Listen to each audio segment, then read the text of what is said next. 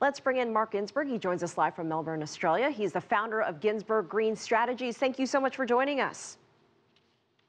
Hello there.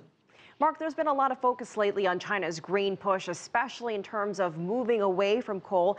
And as you saw, our previous story saw young people gathering to discuss clean energy and much more. So what else is China doing right now in terms of helping the environment?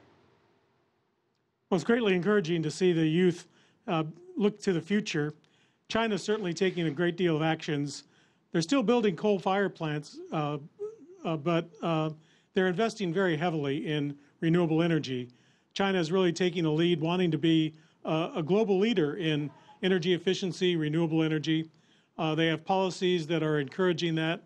I'm going to be attending a China Urban Development Planning Conference in a couple of weeks in Haikou, Hainan. Their policies are toward eco-cities, so they're investing very heavily. In fact, we're seeing more and more green buildings, green construction in China, and the U.S. Green Building Council, for example, has over 1,000 projects now, major signature projects like Shanghai Tower. There are over 2,000 LEED accredited professionals able to help.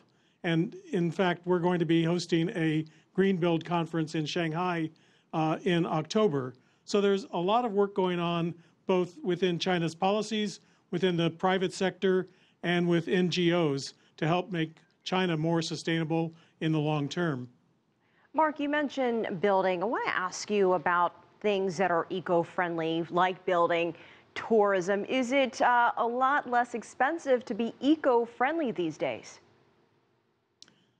Well, the mantra used to be that it was very expensive to be green and clean, but with volume and with experience, that's brought the price way down. In fact, the U.S. Green Building Council now says it's very cost competitive to build green.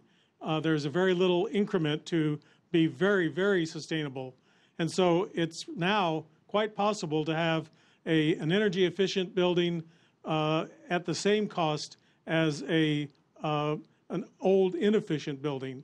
That's very encouraging, and it provides more jobs for new emerging industries. It provides skilled labor to be able to maintain those kinds of equipment.